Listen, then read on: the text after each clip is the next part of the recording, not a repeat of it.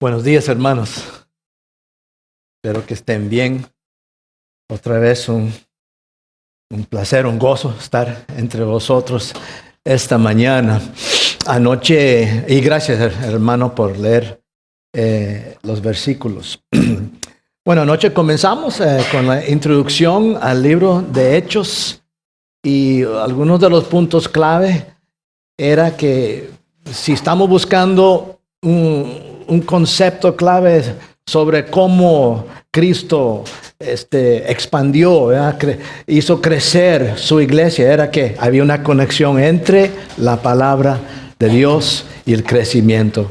Cuando se multiplicó la palabra de Dios, se multiplicó la iglesia. Cuando creció la palabra de Dios, creció la iglesia. Ese era uno de los puntos claves. Bueno, ahora hemos brincado, claro, aquí el capítulo 4, y lo que estamos viendo es un ejemplo de qué es lo que ocurre cuando predicamos la palabra, cuando su nombre es proclamado. En la sección anterior, que no hemos visto, en capítulo 3, el Señor Jesucristo ascendido sanó a un hombre cojo de 40 años por medio de Pedro. Y esto fue una señal milagrosa que confirmó la llegada del Espíritu en capítulo 2 y autenticó el mensaje del Evangelio. Y como resultado, una multitud se reunió en el pórtico de Salomón, en el patio exterior del templo. Y en ese momento Pedro aprovechó la oportunidad para predicar el Evangelio y llamar al arrepentimiento. Y lo que leyó el hermano, ese incidente relata lo que sucedió como resultado. Y lo que vimos en lo que leyó el hermano es que este resultado fue tanto positivo como negativo, ¿verdad? Positivo como negativo. El Evangelio de Cristo siempre evoca respuestas contrastantes. Siempre. Cuando Jesús mismo predicó a las buenas nuevas del reino de Dios, algunos creyeron, pero otros trataron de matarlo. Él hizo milagros, y sin embargo fue rechazado. Y la verdad es que, y la experiencia lo afirma, que cuando proclamas, cuando declaras el nombre de Cristo, no solamente hablas de Dios, sino proclamas el nombre de Jesucristo como el único Salvador. Algunos creerán por la gracia de Dios y otros lo rechazarán. Y algunos no solo rechazarán, pero algunos responderán con hostilidad, estar en contra. ¿Y por qué es eso? ¿Por qué es eso? Bueno, esto es el enfoque de esta sesión, en esta mañana. Y hay una razón fundamental teológica, ¿verdad? Viene de la palabra de Dios. 1 Corintios, capítulo 2, versículo 4, dice: pero el hombre natural no acepta las cosas del Espíritu de Dios, porque para él son necedad, y no las puede entender porque se disciernen espiritualmente. Esa palabra se disciernen, es decir, discernir el valor de algo. Y las realidades espirituales solo se pueden discernir y recibir, aceptar por medio de personas que tienen el Espíritu Santo. Eso es lo que es la razón fundamental porque algunos no reciben y rechazan el Evangelio. En capítulo 1 de 1 Corintios y versículo 18 dice: la palabra de la cruz es necedad para los que se pierden, pero para nosotros los salvos es poder de Dios. Entonces, esta incapacidad es una incapacidad espiritual, y el rechazo del Evangelio toma diferentes formas, ¿verdad? La cruz La cruz es una afrenta, un insulto. Porque para hablar de la cruz debemos hablar de qué? De pecado, de culpa, de juicio, de condenación eterna. Y proclamar el nombre de Jesús como Salvador y Señor, anunciar que no hay otro. No hay otro camino, no hay otro nombre bajo el cielo por cual las personas pueden ser salvas o reconciliadas con Dios. Decir que Jesús es el único camino es una afrenta. Y también es encender un conflicto de autoridad. Piénsalo, un conflicto de autoridad. Piénsalo, ¿quién tiene el derecho de hacer tal afirmación? Que solo hay un modo, un nombre. ¿Quién tiene el derecho de hacer tal afirmación? Escucha ahí la pregunta de los líderes en versículos 17. ¿Con qué poder o bajo qué nombre hiciste esto? ¿De qué están hablando? ¿Quién tiene la autoridad de hacer esto? Y lo que usted está declarando aquí, y esto revela el problema en ese momento. Se trata de un conflicto sobre el poder y la autoridad.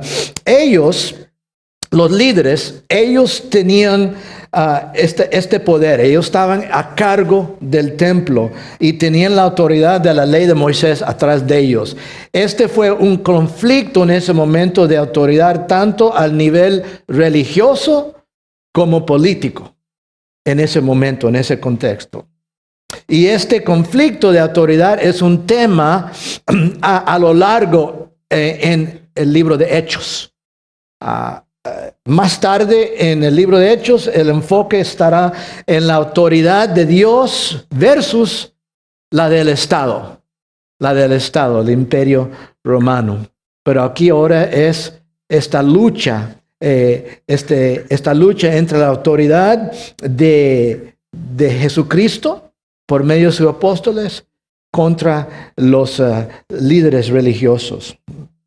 Entonces vuelvo a preguntar, ¿qué pasa cuando proclamamos el nombre de Cristo?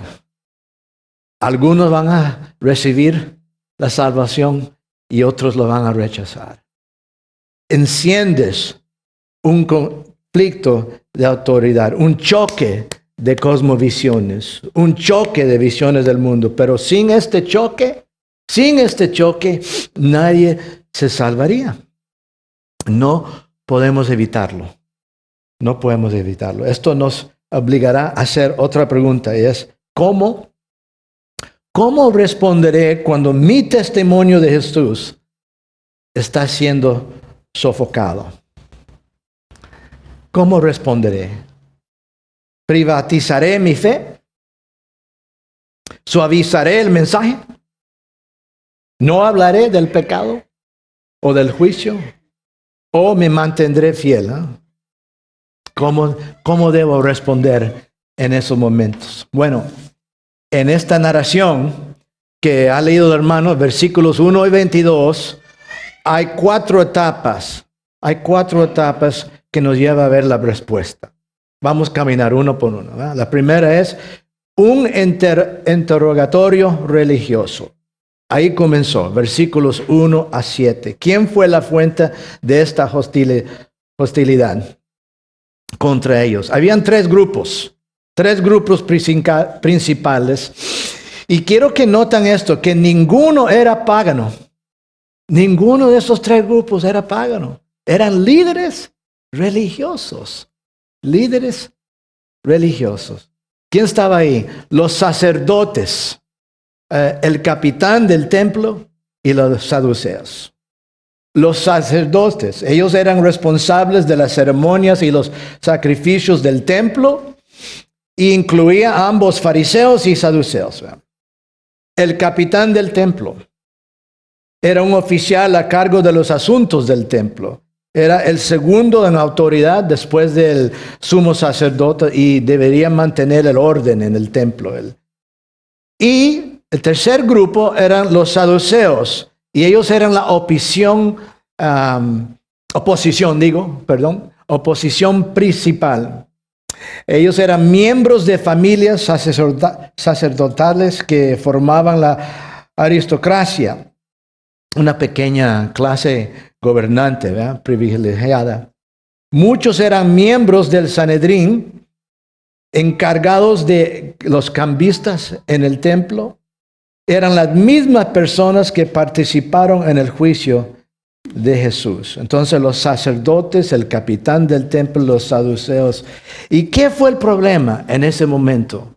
¿Qué era el problema? ¿Era teológico, político y financiero? Era cosmovisión, era poder, era riqueza. Los saduceos no creían en la resurrección. Fíjate eso.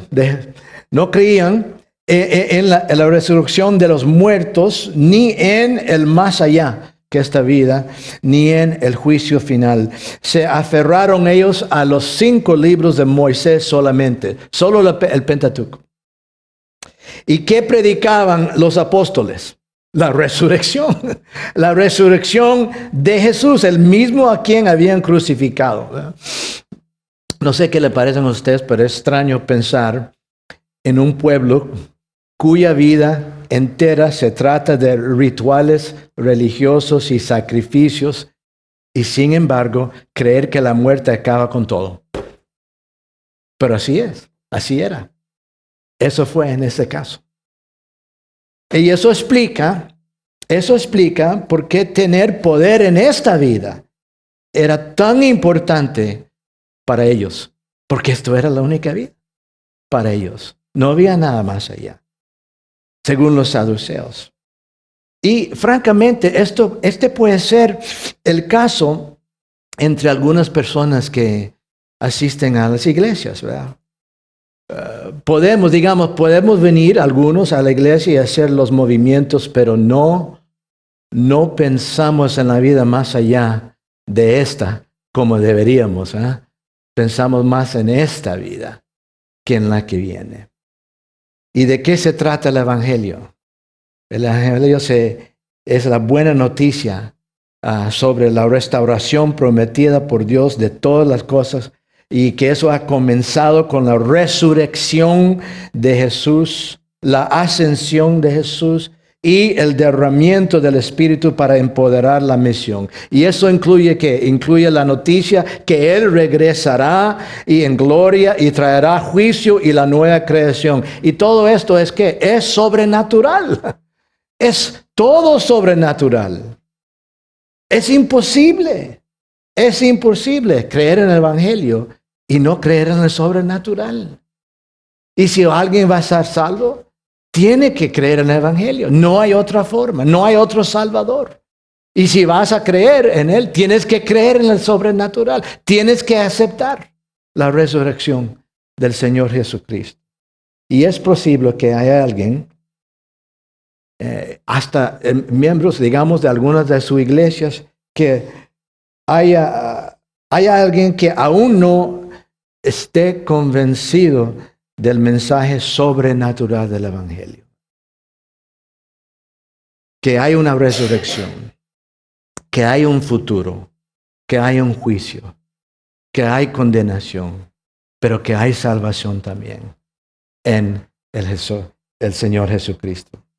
Bueno, noten por favor que el primer intento de silenciar el Evangelio no provino del gobierno pagano. No vino de eso, sino de un grupo de personas que rechazan la dimensión sobrenatural de la fe, aún retienen la religión externa. Esos fueron los saduceos. ¿Me explico? ¿Verdad? Que hay gente, así hoy también, hay gente, como no sé cómo en los Estados Unidos, cómo es aquí en España, pero en los Estados Unidos tenemos un cristianismo progresista. Le están dando ese título. No sé si ha llegado ese título aquí.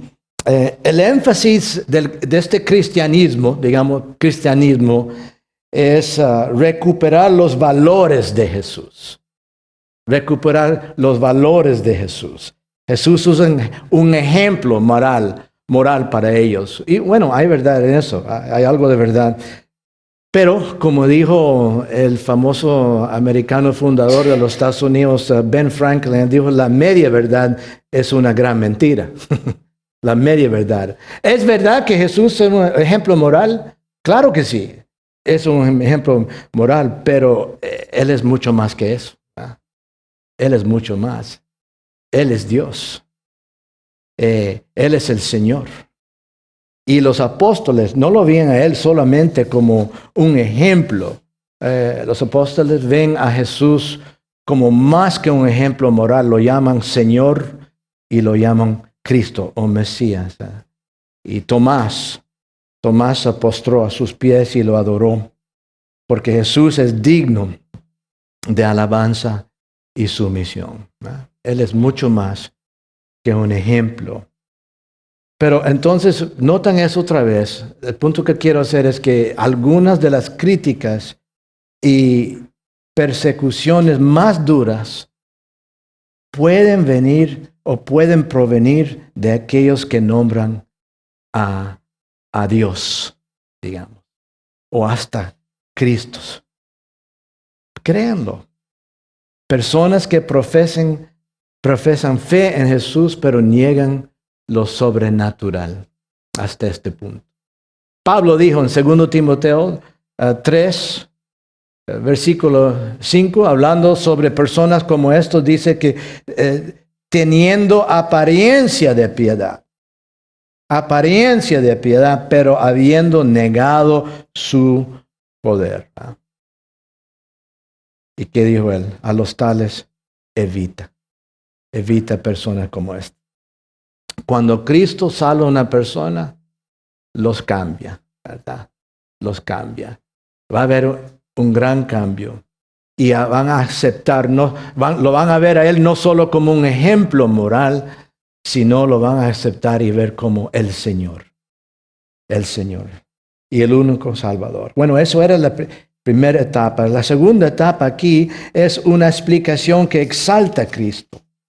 En versículos 8 a 12, la respuesta del apóstol es directa y condenatoria. Ellos hablan de autoridad. ¿Qué autoridad tiene usted por hacer eso? Y él dice que lo están interrogando por una buena obra. Una buena obra, un hombre fue sanado. Y sin embargo, solo les interesa proteger lo que creen que es suyo. Y eso es el poder, el control. Y entonces Pedro predica un sermón de 3 puntos, comenzando ahí en versículo 10.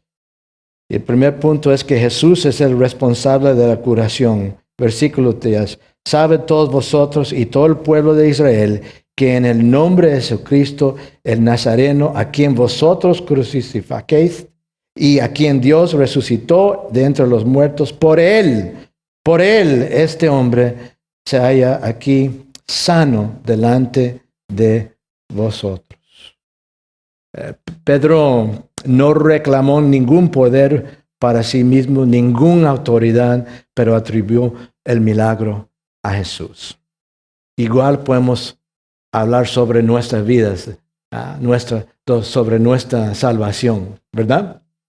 Que fuimos cambiados, fuimos salvados, fuimos hechos sanos por el Señor Jesucristo. El segundo punto de su predicación fue que su rechazo a Jesús estaba anunciado. En versículo 11, este Jesús es la piedra desechada por vosotros los constructores, pero que ha venido a ser la piedra angular. Este versículo viene de Salmos 118 y fue citado por el mismo Jesús como comentario sobre su rechazo por parte de los líderes de Israel en Lucas. Él dijo, esto está hablando de mí. Y por último, sería citada nuevamente por Pedro en 1 Pedro, capítulo 2, versículos 4 y 7 y 8. En Salmo 118, de donde viene esta cita, la imagen de los enemigos del Mesías como constructores implica que ellos tenían autoridad. Y la piedra angular de un edificio en ese momento antiguo tomó el peso del edificio y fijó su ángulo. Era la piedra clave, yo creo que se entiende eso. Toda la imaginaria de ese salmo es del templo que se está siendo construido. Y los constructores son los encargados del templo. Esa es la imagen en Salmo 118. Y lo que el salmista predijo fue que el sumo sacerdote y sus colegas algún día rechazarían al Mesías.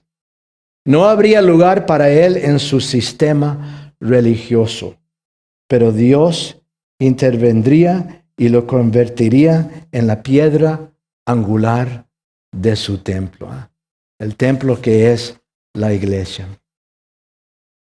El tercer punto de su predicación es que Jesús, la piedra angular, es el único Salvador.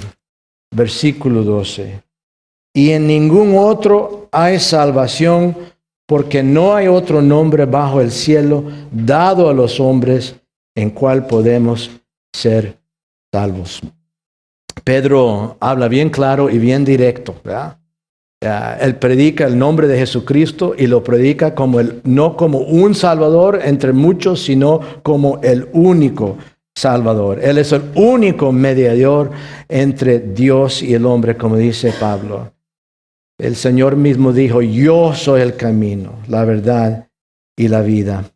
Y nadie, absolutamente nadie, viene al Padre sino por mí. Bueno, ¿cuál es la base de esta declaración tan exclusiva? ¿De dónde viene esta autoridad? Viene de Dios. Padre Dios ha hecho a Jesús Cristo la piedra angular, el único Salvador, el único nombre.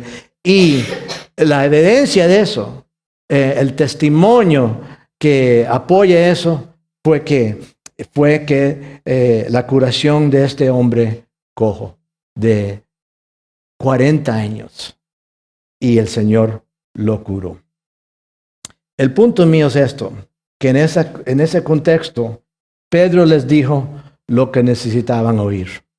Él estaba predicando la palabra de Dios, predicando Cristo como el único Salvador. Les dio una respuesta clara a su interrogatorio y una explicación que exalta a Cristo. Y, amados, esto es todavía la tarea de la iglesia. Es todavía la misma tarea. Declarar al Señor Jesucristo como el único Salvador. Y el testimonio que tenemos nosotros es cómo ha cambiado nuestras vidas, cómo nos ha restaurado, cómo nos ha transformado poco a poco.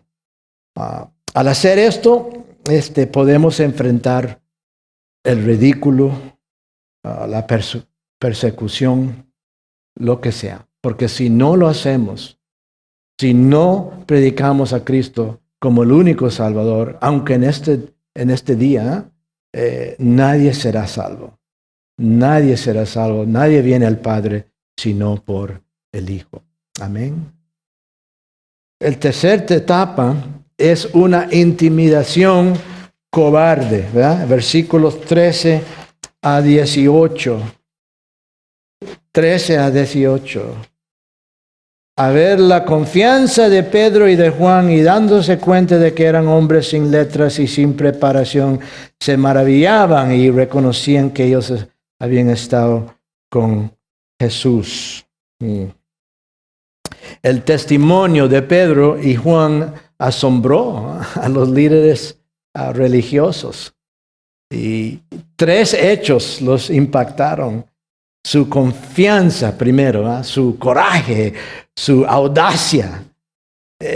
Ellos estaban desafiando a la más alta autoridad espiritual en Israel. Ahí estaban en su presencia. ¿Y de dónde vino esta confianza? ¿De dónde vino este coraje? Mira quién lo está haciendo, Pedro. Pedro negó a Jesús 3 veces, unos 40 días o más anterior de esto. ¿Y cómo es que ahora tiene tanta audacia, tanta confianza? Es solo a través del don del Espíritu Santo. Versículo 8 dice que Pedro, lleno del Espíritu Santo, recién lleno, en ese momento lleno del Espíritu Santo, habló como habló. Y nos recordamos Lucas 12, que Jesús le dijo a los apóstoles: y cuando os lleven a las sinagogas y ante los gobernantes y las autoridades, no os preocupéis de cómo o de hablaréis en defensa propia o qué vais a decir, porque el Espíritu Santo les va a dar las palabras en esos momentos. No sé si usted ha experimentado eso, que en un momento que te preparaste por este momento o no te preparaste por este momento, pero ahí estuviste y tenías que pararse y dar testimonio de Jesucristo en su vida. Y en ese momento fue que entró esas palabras en su boca que te dio el Espíritu Santo. No sé si han experimentado eso, pero eso es lo que ocurrió en ese momento. Lo que te estoy diciendo es que si estamos abiertos, disponibles a ser usados por Dios en esos momentos, Él te va a dar las palabras, te va a dar la claridad. Hasta a mí, de vez en cuando me lo da en español también. Así es. Su coraje, su confianza, ¿verdad? Y el segundo hecho fue su sencillez. Dice que eran hombres sin letras, sin letras. Ellos no tenían ninguna educación teológica formal. ¿Qué eran? Eran pescadores comunes de Galilea. Bueno, esto no es para devaluar una educación teológica. Ellos habían sido discipulados por Jesús. Yo creo que no hay mejor educación teológica que eso, ¿verdad? Pero lo que es esto es una afirmación del don del Espíritu. Personas que no fueron educados de una forma formal, pero el Espíritu les dio las palabras y Él hace que las palabras sean eficaces. Y francamente es posible estudiar la Biblia toda su vida y tener muchas letras y perder el mensaje, nunca entenderlo, ¿verdad? Jesús dijo en Juan 5, 39, 40, hablando de los fariseos que se memorizaban libros de Antiguo Testamento completamente. Él dijo: examináis las escrituras porque vosotros pensáis que en ellas, es decir, su dominio de ellas, en ellas tenéis vida eterna y ellas son las que dan testimonio de mí y no queréis venir a mí para que tengáis vida. Hay personas que pueden ser expertos en el hebreo y el griego, ¿verdad? Y nunca entender el mensaje central, que solo hay un Salvador, un modo de salvación, que es la fe en Jesucristo. Entonces, ellos estaban maravillados por la confianza de estos hombres y también por su sencillez se dice, ¿verdad? Que no tenían letras.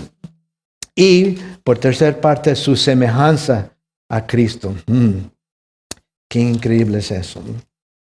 Versículo 3 otra vez. Y reconocían que ellos habían estado con Jesús. Wow. La vida y el carácter de Jesús se había contagiado a estos hombres. Hablaban como Él. Se presentaban como Él. Estaban preparados como Él. Y todo esto sumado al hecho del milagro, los dejó maravillando. ¿Qué fórmula? ¿Coraje? sencillez. Sencillez, ¿dónde está el acento? Yes, sencillez y semejanza a Cristo. Coraje, sencillez y semejanza a Cristo. ¿Y de dónde viene todo eso? ¿De dónde viene todo eso?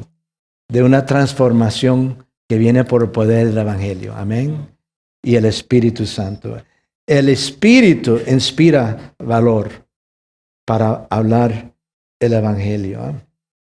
La pregunta es si lo estamos buscando, si lo queremos. Queremos esa humildad, esa sencillez, si queremos ese coraje, esa semejanza a Cristo, la pedimos y el Señor la produce, no las da. La cuarta etapa es una determinación valiente, en versículos 19 a 22. Pedro, sabiendo que toda autoridad humana se deriva de Dios y por lo tanto depende de Dios para su legitimidad, les plantea un dilema a ellos. Les plantea un dilema. Que juzguen si Dios consideraría correcto que los apóstoles les hicieran caso y dejaran de proclamar el nombre de Jesús, o escucharán a Dios y continuarán. Ustedes deciden qué deberemos de hacer. ¿Obedecerlo a ustedes o a Dios? ¿Quién tiene la última autoridad? Versículo 20 dice, no podemos dejar de decir lo que hemos visto y oído. No podemos dejar de decir lo que hemos visto y oído. Bueno, ustedes pueden decir, bueno, yo no he visto. No he visto, yo no soy un testigo de la resurrección de Cristo, no lo he visto. Sí, no lo has visto, pero Pedro dice en 1 Pedro, después escribió, dice, no lo has visto, pero lo amas. Y estás creyendo en Él. No lo has visto, pero sí lo has oído. Si eres un cristiano, tú has oído la voz de Dios, la voz de Cristo, por medio de su palabra. Y puedes repetir eso. Romanos 10, 17. Así que la fe viene del ¿qué? Oír. La fe viene del oír y el oír por la palabra de Cristo. Y algunos comentarios dicen que no es oír palabras sobre Cristo, sino la palabra de Cristo hablándote a ti en el Evangelio. La voz del Señor que viene por medio del Evangelio con el poder de Cristo. Tú puedes decir esto, no puedo dejar de decir lo que he visto en mi vida que ha cambiado Cristo y lo que he oído yo. Porque lo que estás oyendo es la voz de Dios, es la palabra de Dios. Entonces eso fue lo que hizo Pedro en ese momento. Hermanos, el Evangelio de Cristo siempre evoca respuestas contrastantes. Siempre. Algunos lo reciben, gloria a Dios. Otros lo rechazan. ¿Y qué sucede cuando eso ocurre en tu vida? ¿Cómo vas a responder a eso? ¿Cómo van a responder? ¿Cómo debemos responder a la intimidación? Si tu testimonio de Jesús está siendo sofocado, debes buscar la audacia del Espíritu Santo, la humildad del Espíritu Santo y la semejanza a Cristo. Hasta el apóstol Pablo buscó eso. En Efesios, ¿recuerda eso? En Efesios 6:19. Este es Pablo que dice, y orad por mí, para que me sea dada palabra al abrir mi boca, a fin de dar a conocer sin temor el misterio del Evangelio. Y orad por mí, para que me sea dada palabra al abrir mi boca, a fin de dar a conocer sin temor el misterio del Evangelio.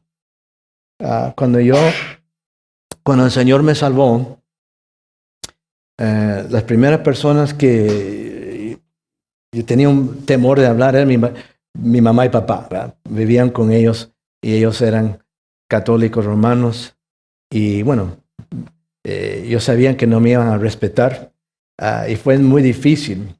Pero yo tenía otro grupo también, que yo estaba en un grupo músico y tenía 4 amigos que habíamos crecido juntos desde 11, 12 años hasta ese punto, que era como teniendo 19 y 20 años. Y yo tenía ese temor de hablar con ellos sobre lo que Jesús había hecho en mi vida. Y el Señor me estaba cambiando y no les había dicho nada de ellos. Seguía yo en los ensayos con el grupo músico y ya no podía cantar esas palabras que habíamos escrito se puso muy difícil, ya no aguantaba yo más. Y dije, ¿cómo puedo hablarles a ellos? Si le hablo uno a la vez, el primero va a llamar a los otros y van a estar listos para mí, preparados. Entonces, ¿cómo puedo hacerlo? Pero si me paro enfrente de los 4 de una sola vez, no creo que puedo. Entonces lo que yo hice, le pedí al Señor su gracia y estoy hablando de ser un cristiano por 6 meses, apenas comenzando, ¿verdad? Así que deme un poco gracia por esto. Nos quiere un pastor en ese momento. Un cristiano de 6 meses, lo que yo decidí hacer es, les voy a escribir mi testimonio. Lo que Cristo ha hecho en mi vida solo estos 6 meses. Y les voy a entregar un librito sobre el Evangelio, sobre el cristianismo. Era el libro de C.S. Lewis de cristianidad, mera cristianidad, ¿verdad? Que ya lo había leído en estos 6 meses, ¿verdad? Y les di una copia a cada uno. Y los dejé en la casa de uno, cada uno así, rápido, ¿verdad? Y esperé. esperé esa primera llamada. Y me llegó la primera llamada. Yo estoy hablando, representando a los otros, me dijo. Y queremos sentarnos a hablar contigo. Bueno, ahí nos sentamos en un restaurante donde siempre íbamos juntos y comenzaron a hablar conmigo. Y en ese momento, el Señor, por su gracia, me dio esa humildad, esas palabras, la capacidad de decirle a ellos que mi vida ha cambiado y no puedo seguir haciendo lo que hemos hecho. No puedo seguir cantando lo que hemos escrito. No puedo seguir yo en este mismo camino. 2 se fueron del grupo. 1 se quedó ahí esa noche hablando conmigo y viéndome y dijo, yo te voy a ver, te voy a observar, me voy a quedar y a ver si esto es una realidad. A ver si es real. 10 años después, yo era un pastor y yo lo casé él con su esposa, su novia, como cristiano. El Señor lo salvó. Han sido ya casi 40, ya unos 40 años, ya yo estoy viejito, ya, sí, unos 40 y pico años. Y el otro día, antes de venir aquí hace 2 meses, me reuní con uno de los que se fue esa noche. Y él me mandó un correo electrónico con una foto de la carta que le escribí hace 40 años. Todavía la tenía. Todavía tenía esa carta y el testimonio. Y nos reunimos, yo y mi esposa Sherry, con él y su esposa para un almuerzo. Y ahí él dio testimonio que el Señor lo había salvado. Duró 40 años. Bueno, se había salvado un poco antes de eso, pero duró 40 años para mí saber eso y ver el fruto. Solo quiero decirle a ustedes y dar ese testimonio para que vean y crean que hoy en día, igual como en ese tiempo, el Señor te puede fortalecer y darte el coraje y esa humildad Y sobre tiempo, también sobre el tiempo, la semejanza a Cristo. Eso, junto con el Evangelio, sí, es el poder de Dios. Amén. Para la salvación. Vamos a orar. Padre Dios, gracias Señor por esta palabra, este testimonio de su poder. Y aunque no te vemos con nuestros ojos físicos, damos gracias Señor por su palabra, por el milagro de la regeneración, del nuevo nacimiento que viene por medio del Espíritu y el Evangelio. Pedimos, Señor, en el nombre de Jesús, esa humildad y esa audacia y esa semejanza a Cristo para poder comunicar con claridad la palabra y que nos da, por favor, Señor, esa fe que podemos, Señor, experimentar persecución, pero todavía el Evangelio puede progresar. Gracias, Señor, por este tiempo. En el nombre de Jesús. Amén.